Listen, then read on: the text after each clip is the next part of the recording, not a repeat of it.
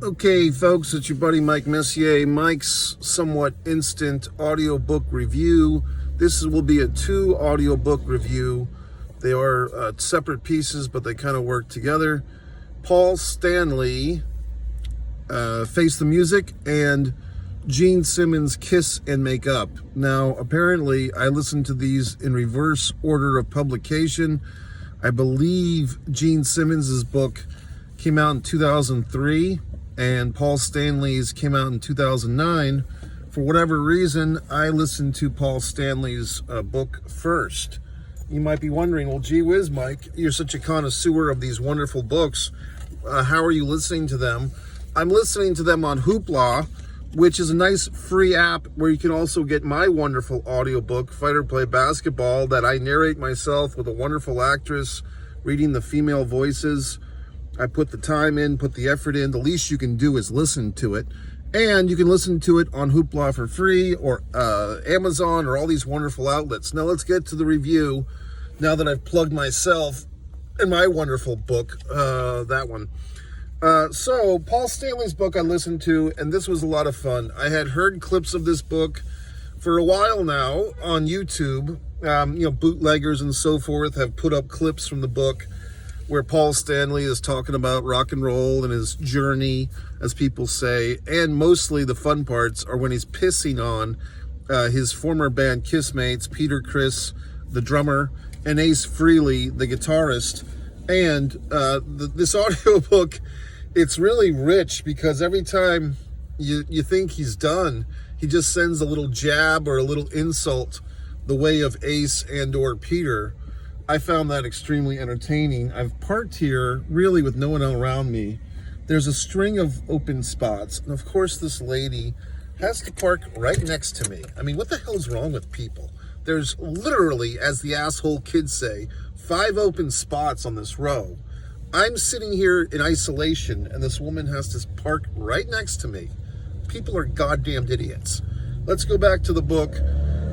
So Paul Stanley, one thing I didn't know about Paul Stanley, apparently he was born, I believe his right ear was just not working, like he couldn't hear out of his right ear, and I guess he didn't have like a fully developed ear, like it was just like a maligned, weird thing. It just wasn't right. It looked like Mick Foley after Germany, after Van Bader, in the ropes.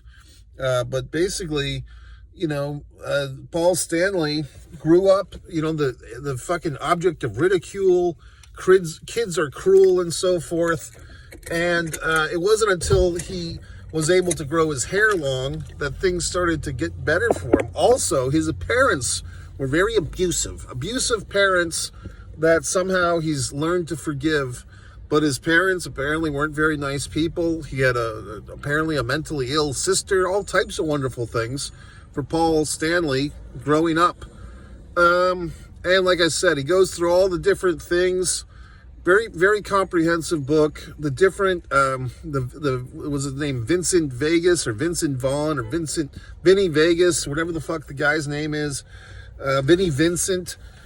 The stage name of the replacement guitarist for Ace. Actually, I like Lick It Up. Lick It Up. It might be my favorite Kiss song, actually. And the drummer, Eric Carr, and then Eric Singer, the drummers that came in later on. And you really get a nice, comprehensive view of this. Now, you might be wondering, well, gee whiz, Mike, you're stumbling on these names. I wasn't like a fucking Kiss guy. Like, I've always liked Kiss, but from a comfortable distance. I would say I'm more of a connoisseur of AC/DC, Brian Scott, or Bon Scott, Brian Johnson. I'm merging all these names today. But basically, I know more about AC/DC than I know about Kiss, but now I feel like I know quite a bit about Kiss. The conventions and so forth. The different albums, the different transitions, the inner strife, and once again, Paul Stanley.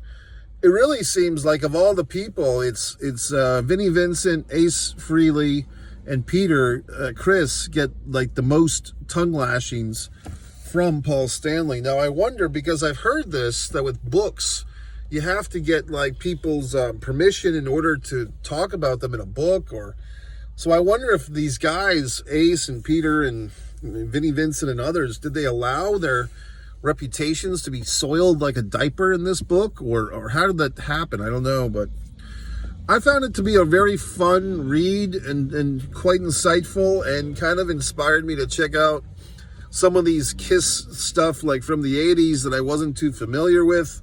Like I said, Paul kind of goes into deep detail, and according to Paul, and I don't know if anyone's argued with him, but at some point, more or less by default, he became like the lead guy of Kiss, like the top songwriter, the top singer, and the producer of some of the later albums. And like I said, kind of by default, he felt that even Gene was just not putting in the creative work, and so forth. So I really enjoyed this book, Face the Music by Paul Stanley. I highly recommend it, and the audio version I'd recommend as well.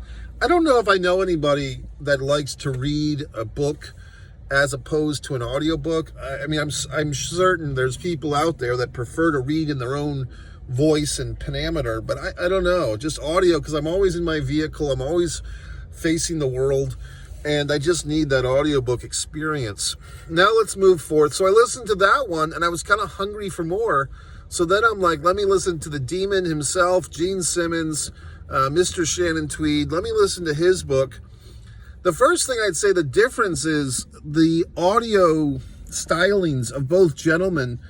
I have to give it to Paul. Like, I think Paul's a better book reader than Gene. Gene has this interesting thing where every sentence that he speaks kind of sounds like half a question or just like wonder.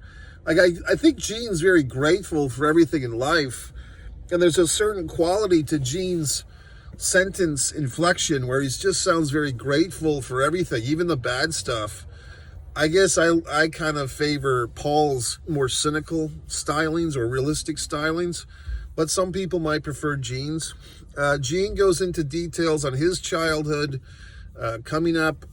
Was it in Israel where he and his mother were? Father abandoned them, basically.